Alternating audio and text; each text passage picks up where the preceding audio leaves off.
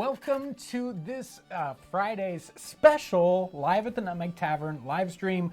We've got special guests here in the tavern, and these are some of the first people we've had in the tavern itself.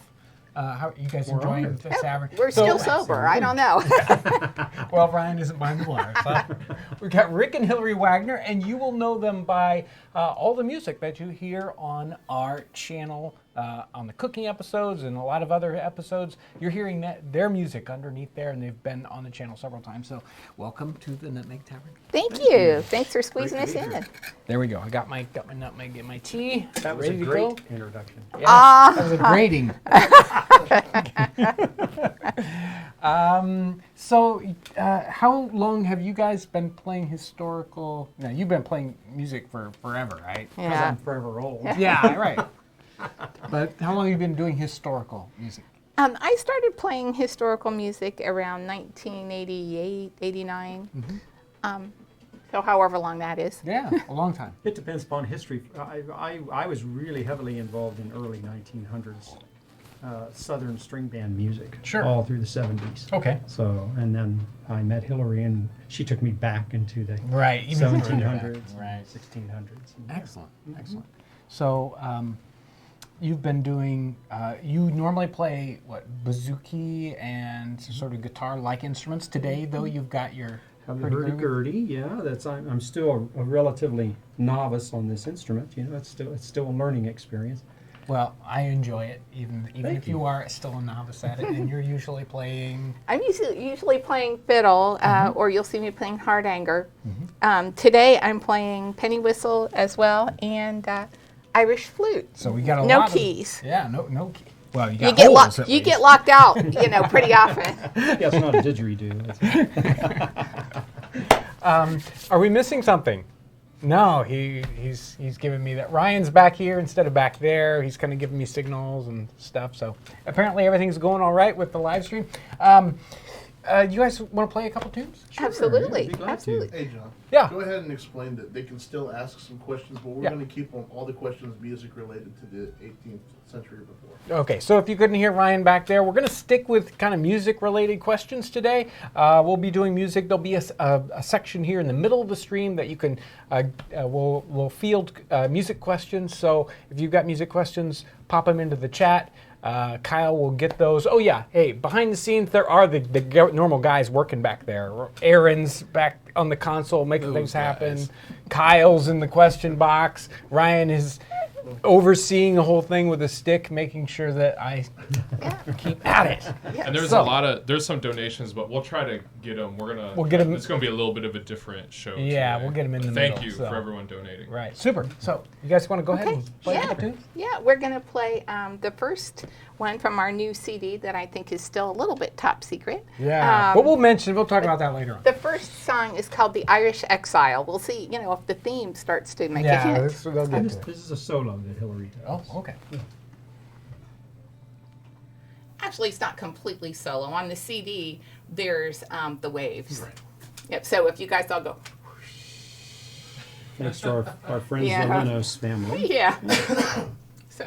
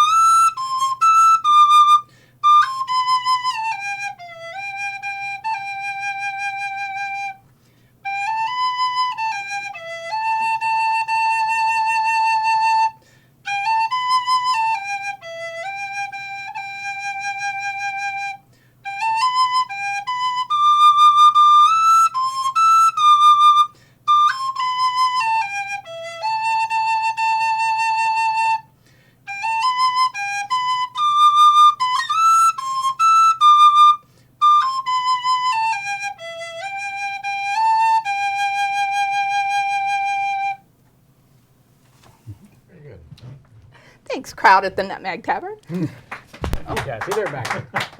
You all right? Yeah. Don't worry about that. Okay. Hey. Yeah, the fires make it a little warm. It is getting warm in here. It always gets extra hot. What we did with these tunes is when you approached us for this project, we immediately started looking back through traditional tunes that had themes related to Maggie Delaney, her story. Sure. And so the Irish Exile was one of the very first ones we found that we thought, oh, that's perfect fit, perfect time period fit and tune fit. So most of the traditional tunes that we're doing are from late 1700s, mid to early 1800s, mid 1700s. Wonderful. Time period. Okay, so what do you say? You want to play another one? Yeah. This one is very old, and you'll recognize the tune. This tune has been borrowed for several tunes, several other songs that you'll probably recognize. It's called the Ash Tree Grove, and it's, I think, one of the oldest songs that we're playing. Okay.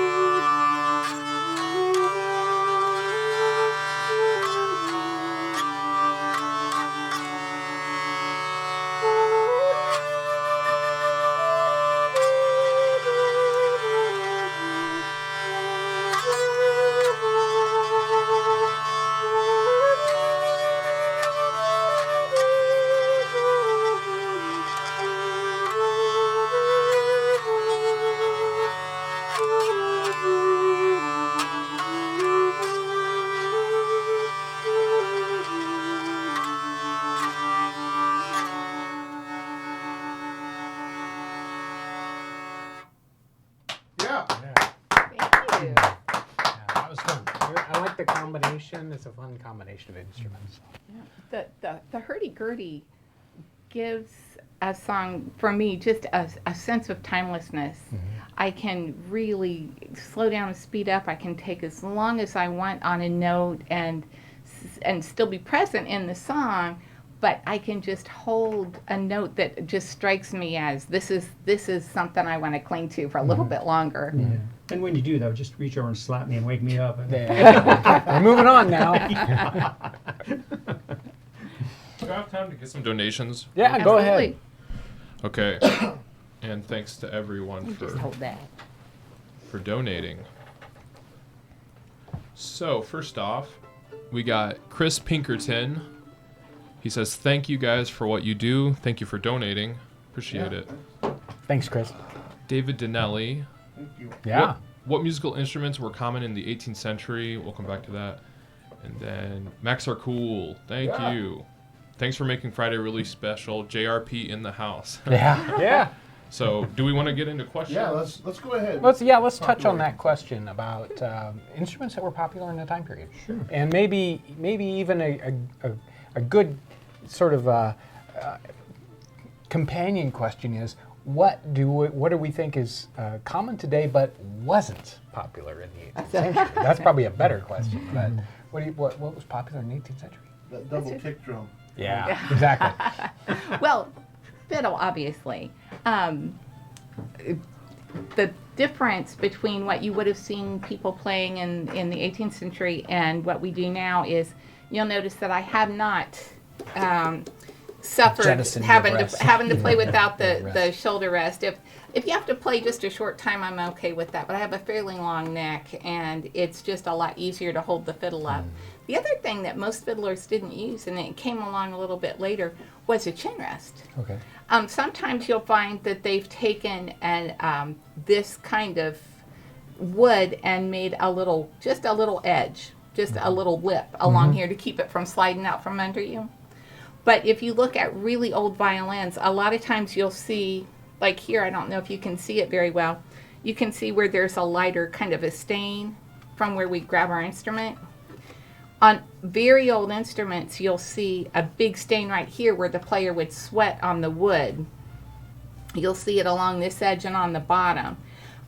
Because even in cool weather, when you've got this varnished edge up against you, you will start sweating. So you'll notice that. It's one of the things to look for if you think you found a really old instrument, to look for that kind of stain. So that's different. Our tailpieces are a little different today in that we often use these fine tuners. Yeah. So that's different. But the pegs work the same. They're tension pegs, same as always. The scroll is the same. In the 18th century, there were still quite a few instruments left over that were baroque size. They hadn't all been So broken is that up yet. bigger or? A little bit smaller. Oh, a little bit smaller. Little bit, just slightly shorter neck, little bit smaller body. Sometimes a little bit flatter Across.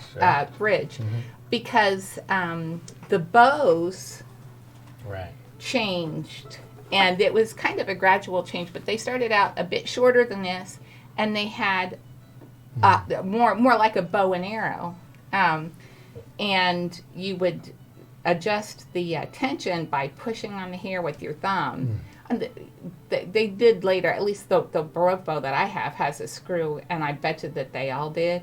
But you could also get some more tension here when you needed to. Then the bows got a little bit longer, but still had quite a flat stick. And later on, we developed this camber, Recurve, yeah.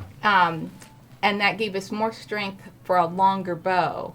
And so we were able to get into the Romantic era where, you'd play very long notes and had to have that volume all the way through. With the Baroque bow, you really couldn't play the long phrases so much. But so fiddle was definitely one. This flute, if you want to hold it up, this is an Irish flute, and mine's made of Delrin, but they were originally made of wood. Right. But you'll notice it has no keys. It's it's played very much like a penny whistle, but it's got a much wider bore, and it takes a boatload of air. It takes a little while to get to where you're making a consistent sound out of it. Some have this lip plate, some don't. So this was another very common instrument. This is the fife. Tin whistle. And penny whistle, tin whistle. The recorder was a very popular instrument. Some people think that the recorder fell out of fashion, but what they don't take into account is that the recorder just changed names and became known as the common flute. It has a fipple, so you just have to blow into it. You don't have to develop an embouchure like you do for the fife or for the flute. And so it was always a very comfortable instrument to play, and relatively easy to make something like that would play. The Hurdy-Gurdy has been around since the 1100s, and in France it was a very popular instrument, particularly with blind beggars and children who were sent out by their parents, but the Hurdy-Gurdys that they would play were smaller. Yeah. So as the instrument kind of made its way down into the lower classes, then England started adapting that. But I don't believe you find too much evidence of hurdy-gurdy in America, Right. in American music. There was Simply a- because of the size of Yeah. it, I think. There was a sort of a resurgence of hurdy-gurdy in 18th century upper class in Yes. France, but Yeah. I don't think any of that really Yeah. shows up here. Yeah. How about other stringed instruments? Well, there was the cittern, which also known as the Portuguese guitar or the Waldzither, and they work on the same principle that this instrument does, where you have double coarse strings So they're kind of the forerunners of the citern family is where the mandolin eventually evolved from. But this particular instrument is an Irish bouzouki, but it would have a similar sound to what a citern would have. Some of them had 5 double courses for 10 strings, some had 3, and others have 4 like this one does. The guitar wasn't really all that popular of an instrument. As a matter of fact, you have an interesting story about the guitar. Remind me what it is. Well, how they denigrated the I heard this from Maynard Johnson. He might have been pulling my leg, but I'm almost positive that he wasn't. That when the English guitar started to rise in popularity over the virginal, because it was smaller, it was more portable, it was more easily tuned. You could play in several different keys. The virginal makers got a little worried. So the way the story goes is they all got together and they sent emissaries to all of the makers of the English guitar, and they ordered enough to keep them completely occupied. And then they took the English guitars and donated them to all the brothels, and thereby saved the virginal for women of class for at least a little while longer. Let's get into another song. Yeah, sure. Okay, this is a jig called the Pipe on the Hob, which to me just is a homey sound, and I think that the title really matches the tune. It has that just almost sitting in a rocking chair kind of in front of the fire feel to it.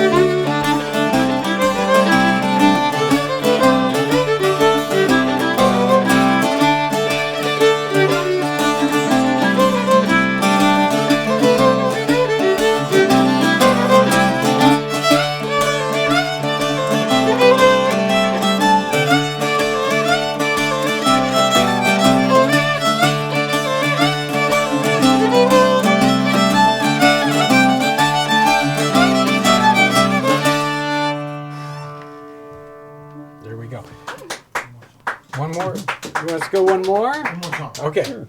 Okay. This is that vocal, all right? Oh, are you gonna sing, Hillary? Yeah, is that okay? I think her Yeah. lapel. You want me to do it differently? You might need to. Can we check that out real quick? I could just hold it. Well, I think the. He thinks the. Oh, I'm falling apart. Sorry. Here.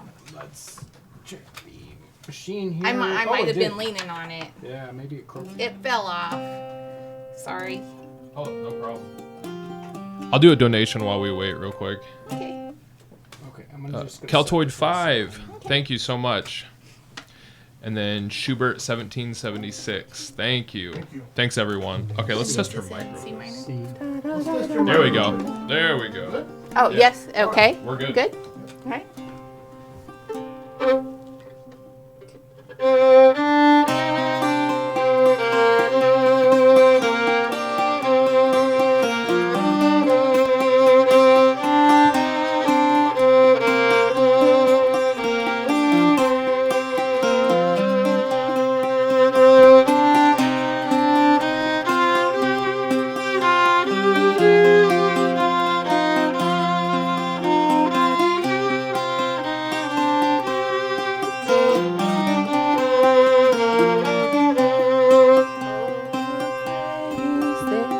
small. Over here, oh, the pretties, they grow small. Over here, oh, the pretties, they grow small, and we pick them in the fall, and we eat them skin and all. Over here, oh, I wish that we were geese, night and morn, night and morn. Oh, I wish that we were geese, night and morn. Oh, I wish that we were geese, for they fly and take their ease, and they live and die in peace, all eating corn, eating corn.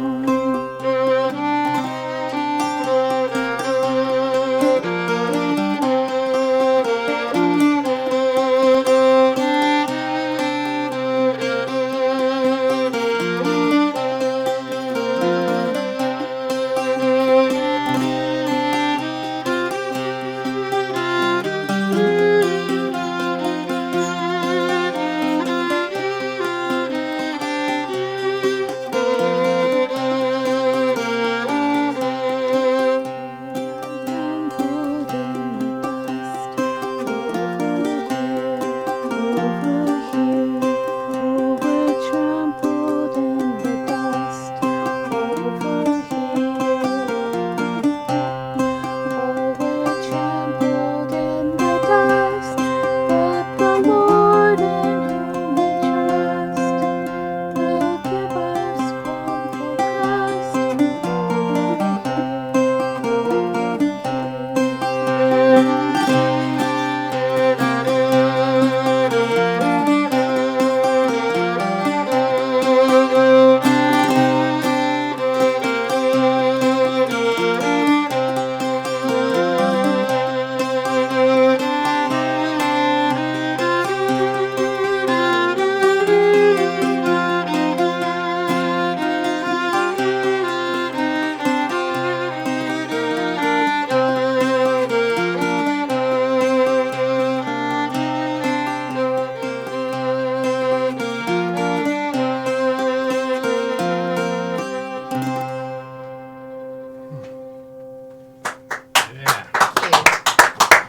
So let's talk about the project.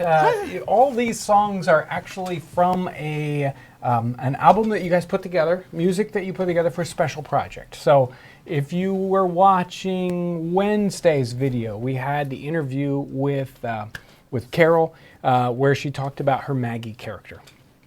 And a lot of people in the comment section were talking about, hey, we would like to see the whole performance. And we're going to actually, we've recorded that performance of Carol doing that, and that will be available on the DVD. And as a companion piece, we wanted to actually have some music to go along with that. So we had Rick and Hillary work on that. So tell me a little bit about you guys putting together that music. Okay. Well, we got to see one of the first renditions, unedited, of Carol's performance, and it was lovely. Powerful. Very moving, very powerful, and elegant. Nothing extra, which to me really adds. And so we watched it, and then we watched it again, thinking, where would we put music? And we tried putting some music with it, but it was so perfect, just the way it was. We put together some ideas and sent them to you guys, and you kind of thought the way we did. It didn't need anything else. So, the recipe was perfect. You don't want to mess with it. So, so you asked, what about doing a companion CD? And we said, sure, sounds fine to us. And so we went through and picked songs that there were certain spots all the way through that would make us, feel heartbroken or somewhat optimistic or lost. There just all these different emotions. And so we tried to pick songs that covered most of those emotions, and I think we did. So we came up with a fairly downer CD. There's a couple of high points. It's not in exactly it. happy-go-lucky. Yeah, it's not happy-go-lucky stuff, which is a little different for us because normally we have some cheery things. But yes, contemplative is probably the word. Yeah. We just found songs that kind of spoke to what we were feeling at the moment that we were watching a certain spot in the.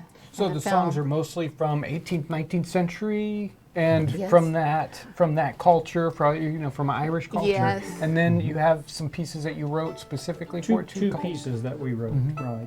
One, we really, for the ship, so we combined that with a traditional tune called The Seas Are Deep.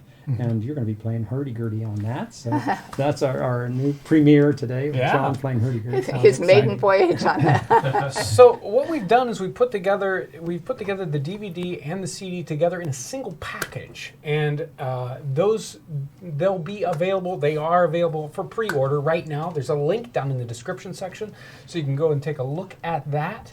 And I mean, you've gotten a taste of the music performance. Yes. It is a full-length feature. Yeah. And it is a full-length CD. Right. So yeah, what we've got here is a full-length DVD, 60 minutes or so of content there of Carol's performance, as well as a full-length CD that goes along with it. So it's a kind of a big package there. It's the first time we've ever done quite something like this. So everything's an experiment, isn't it? If you're interested, though, you can pre-order right now. You can follow that link to the website. And also, if you're interested in other types of music that they have on our website, you can just search. You can go to our website and just search CD, and you'll see all those things on our I website. want to get 5 quick questions from Kyle. 5 quick questions from Kyle. These are quick questions. Quick questions. What did musicians use to string their guitars back then? Or their Guitars. instruments, sorry. Oh, well, contrary to popular belief, catgut was never Are you used. going to ruin? I know, everything? I can hear the collective meow of relief. You know, the kitty sighs of. But yes, sorry, I just whacked that mic. But I can hear all those kittens going. They used sheep gut. Oh, it's not Yeah, cats. It's that's sheep. so Sheep much gut. better. Yeah. Sean the sheep is crying. They're running on it.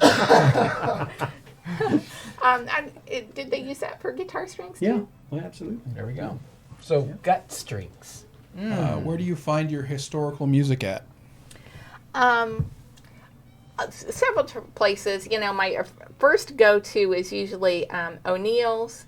There's a book that's long out of print called The Northern Fiddler, which I found on a website. Someone finally has scanned it all in and put it on a website. So you can get it as an ebook, which is really nice because the copies were scarce, and mine, they start to fall apart. And John, of course, gave us the Vickers. Yes, the Vickers, Yeah, the Vickers which is all of tunes. Whitby Abbey. Yeah.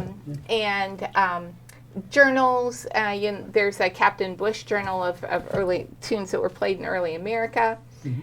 So journals, old books. There's a lot you can find online. There's who's the guy from Lewis and Clark? Cravat. That something. No, it's Jean Cravat. yeah. He was So French Canadian. yeah, he was the fiddler for the Lewis and Clark expedition. He had a list of tunes. Some of them I have never been able to find, but you can locate them. But that's where I usually start in O'Neill's and branch out. And England has a really their dance society and folklore society, and of course the Lewis House. They have things online as well. So if you're doing research, I mean that's a place lot to there. consider. Yeah, oh yeah. Yeah. Do we have another quick one? Yes. Is there a particular region or country whose music which inspires you the most? Gosh, I'm really torn. I have to give 2 answers. For me, it's Ireland, but I also really love Scandinavian music. Swedish music is just haunting and beautiful. So that's for me. What about? I would say the same. I just found out that my family's from Bern, Switzerland originally, so I'm getting into polkas. And, I like Celtic music, you know, Yeah. the Scottish and Irish, and I love Welsh music and Scandinavian music, and I think there's a lot of shared traits because, of course, the Scandinavians were in those areas, you know, and left a lot of musical traits. And of course, the English. I mean, Yeah. English dance tunes are some of the most beautiful. Yeah. Two more quick ones. Two more quick ones. How often would an average person in the 18th century be able to hear instrumental music, not counting singing in church? I think if that really depends on where you live. You know, if someone in your village is a fiddler and they love to do that, you could hear it all the time. And if there weren't any instruments in your village, you know, it just depend on what was still in working order and was still around. And if there was someone there that could play it. Itinerant musicians would travel according to the seasons, and they would carry instruments that were portable. You know, over here, instruments didn't come this far west. I mean, they would Yeah. bring flutes, fifes, fiddles. Jaw harps. Yeah. That's an instrument. Yeah, Sure well, is, yeah, yeah. and you ought to hear. There's some really cool Scandinavian jaw harp music, but they didn't bring things like basses. I mean, when you watch westerns, you always see a piano. I cannot imagine, Yeah. even if you were on a riverboat, I can't imagine going far with the Keeping one piano tune. when you have so many things that you need for survival. So I don't. Well, the human voice would Yeah. be the ultimate source, you know, singing together. Yeah. One more. Could tavern musicians survive on playing music, or did they have second jobs for real wages? Real, real wages. Musicians were and continue to be not very wealthy people, but we're happy. Yeah, I would say they frequently bartered services for food and whatever, and shelter and Yeah. whatever they needed. And something to O'Carolan wear. certainly did. Turlock O'Carolan, we do one of his tunes on this. Was an blind Irish harper, so he would visit people and stay in their homes, and they would Yeah. put him up, feed him, and he would write tunes for them. Yeah. And, Which brings us to the next song, if you're ready for us to We're gonna play do a song. three. Back to back. Oh, Three three songs. songs. Yeah. All right. Okay. Well, the next one is actually an O'Carolan tune called Farewell.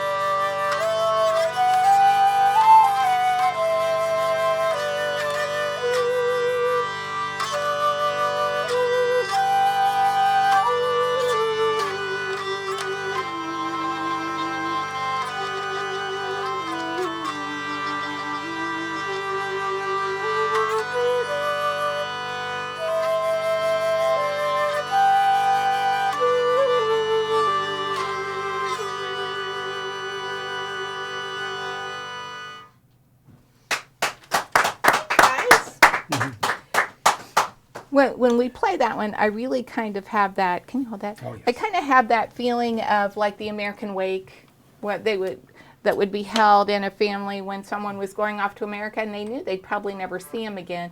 That to me picks up that song. Right. We're gonna hand this to John. Okay. Oh, here, I'll take that. I'll let you. Hey, chat. Let's hear it for John on the Hurdy-Gurdy. I had no idea. Okay. This is going to be really hard for me. Well, this is a duet. The first tune is the C's Are Deep, traditional tune. The second tune is called the Sally, and that's one that we wrote. But the first tune will be just you playing Hurdy-Gurdy with Hillary, and Do I continue through the second? and piece? continue through the second piece. Yeah. Wait, I got to This is find gonna the be salad. difficult. I got First confused. game, I thought it was the auction block. Well, actually, there's another one after this too. I think you can play. Oh, thanks. You're welcome. I kind of need to see it too. So there you go. I have Oh, to I play can with see music. This is terrible. I I know. know. I just get. I had a lot of kids get I ready won't for need to read. contest, and See, that's a good part. oh, yeah, you will. Yeah. You're advanced. How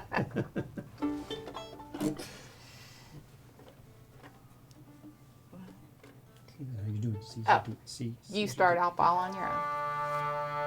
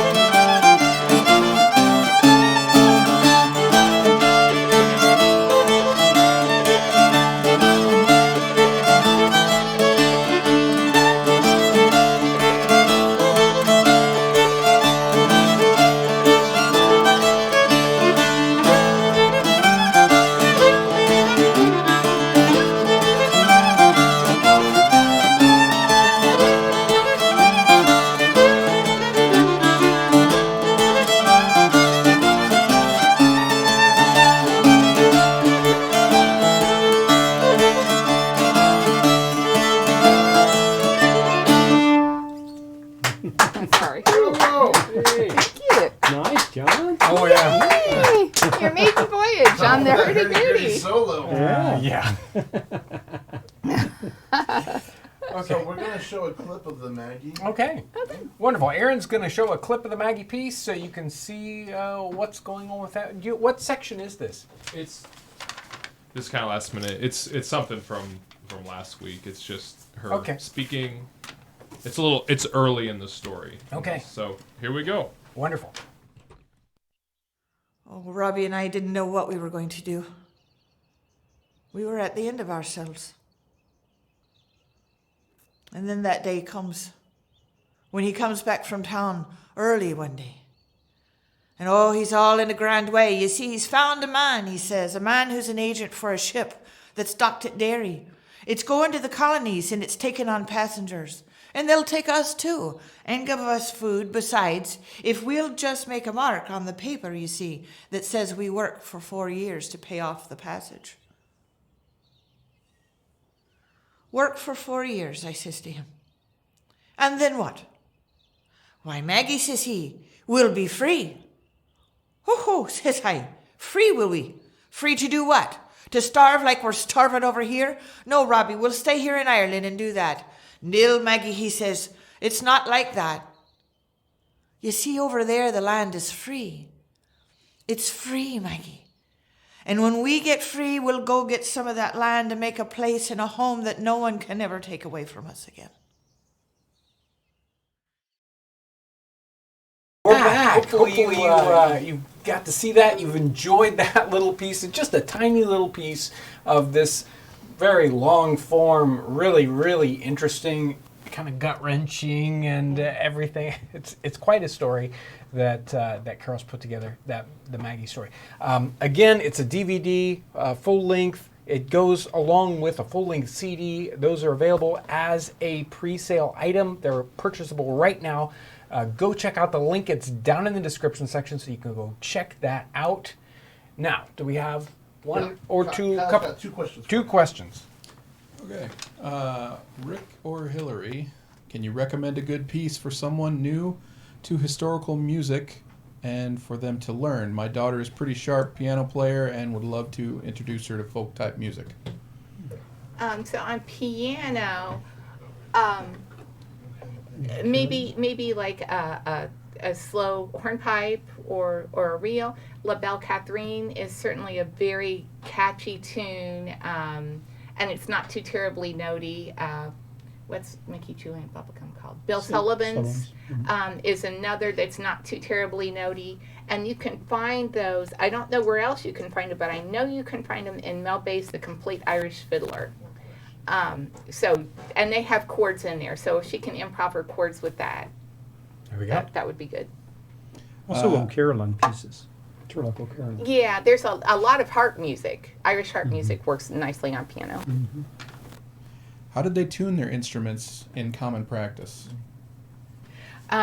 You had to pull it out of the air. And after a while of hearing that pitch, you really can kind of pull it out of the air. People that came from Europe may have had tuning forks, or as a fixed pitch instrument like the flute is, fixed pitch will have a wide variety. I mean, it can go quite sharp and quite flat, but it's still going to be say an A, for example. But really, face it, they would have tuned to the Hurdy-Gurdy. Yeah. Everyone would have got their hurdy-gurdy out, tuned to that, and then everything else. Yeah. Obviously. Well, I had a question about your double DV set. Now, are you guys going to make a study guide to go with that for teachers and people that want to? We've talked a bit about that sort of thing, but that's not the right now thing. It's not ready right now. Right. Possibly in the future. Yeah. Carol's got a lot of that material, so. Yeah, right. Yeah, it would make an interesting history project. I'm One going to more? grab some donations, donations. real quick. Yeah. You can play this next tune. Okay. Am I liking that? Okay. Hold on, I gotta go. I gotta remember where we were Aaron with all can't. the donations. That's it. Okay. Keltoid 5, Sherbert 1776. We got those.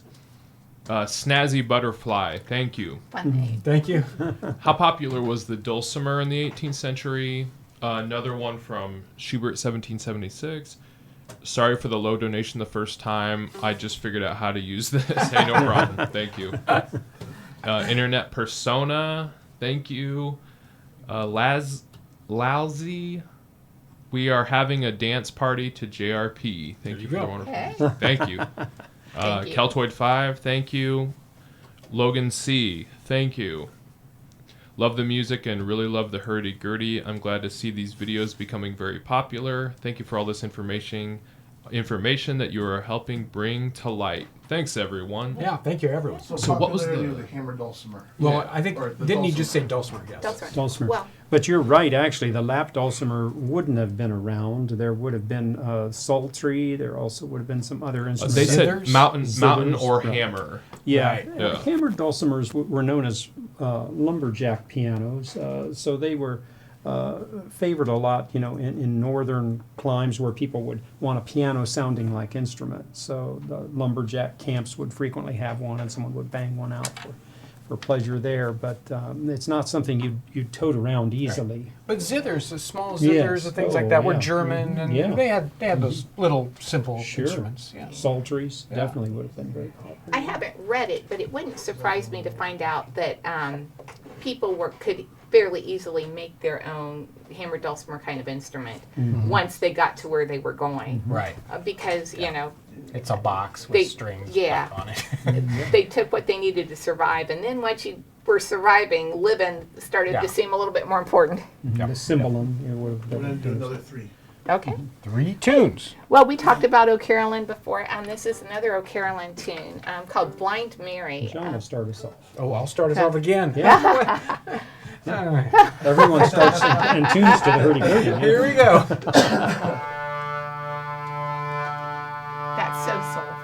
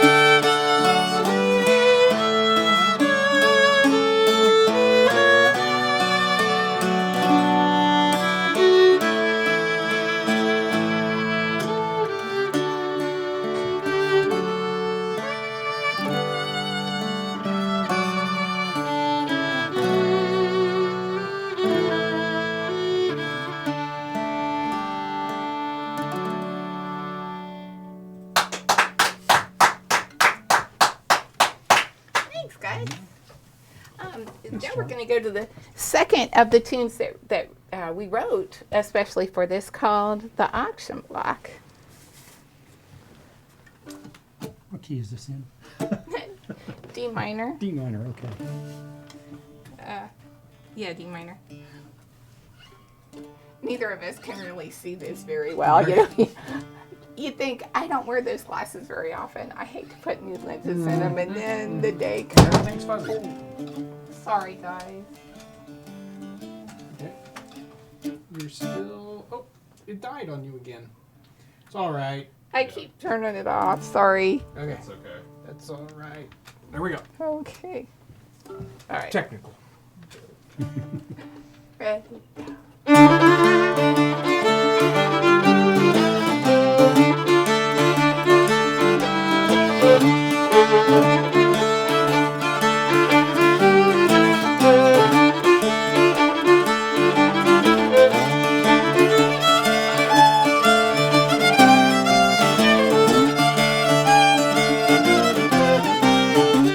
I only wrote down half of it. Oh, you only have half the tune? It's only half the song there. Well, Oh wait, here I've bet got we have another more. one. I've got another one. Here we go. I can almost see that. okay, let's play the beat. Something must have happened. Maybe I only wrote half of it. Check that CD. Am I doing the B part or the beginning? We'll start at the beginning. Okay. What the heck? The auction block. I don't know. I think the bids just started going down. Yeah. There you go.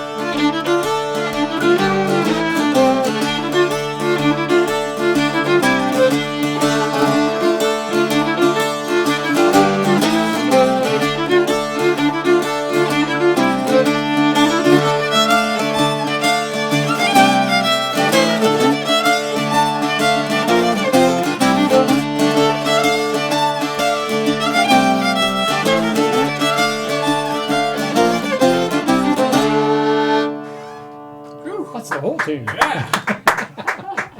All right, so let's talk about Maggie one more time, Okay. and then we're gonna go out with, we're gonna do lightning round. Oh, a lightning round. Okay. One more time, the music you've been listening to has been music that has that Rick and Hillary have done for a special project. The Maggie Delaney Her Story Project is a full-length DVD, along with a full-length CD, put together into one package, and that is available as a pre-order on our website. You'll see some more of that. We'll be talking to Carol and Frank next week, and boy, it's been a busy time. So if you're interested in that, make sure to check it out. It's a link in the description section. So, are we ready for the lightning round? A quick lightning A round. quick lightning round. Tiny answers. Okay, are you guys on Spotify? Yes, we are. Yes. Okay. What are your favorite folk groups / musicians? Gosh, right now some of our favorites are the Martin Hayes Quartet, The Gloaming. Dervish. I'm a big fan of Andy Irvine. Andy Irvine, Johnny Flynn, singer. So They're yours lightning, yes. Go ahead, Yes. next. What brand is your bouzouki?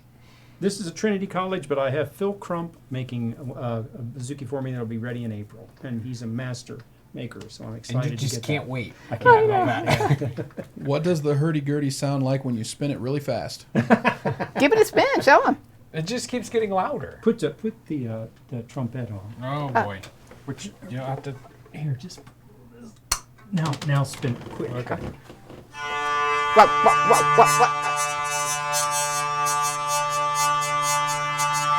Gets that little weird. It's got a lot of different weird sounds. Kind of a in it. bark almost. Yeah. Yeah. What is your favorite tune from the 18th century? Oh God. Go out with that one. It's too hard. Hewlett, Lord Hewlett would be one of mine. Okay. The Turlock O'Caroline.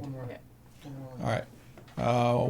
Where can we find their music that we hear from older Townsend videos? There we go. Oh, well, they have a lot of it here, Right. but if you can't find it, jimsredpants.bandcamp.com has that. So there you go. Are we going out with a song? I'm going to do three or donations, three then we're donations? out with a song. Stupid Robot Fighting League, thank you. Thank you. Sue O'Connor, thank you. Thank you. E River Tree, Jim's Red Pants. Do either of you play is it the Bodhran? Is that what you say? Yes, How common Bodhran. is that? Yeah, we do. Yeah. Okay. Rick does. Just don't have one with us. Right. Yeah. Hey, We'll thanks just stop. everyone. Okay, Appreciate thank it. you everyone. Thank you for all you do. We're gonna go out with the song. What am I doing? La Belle Catherine.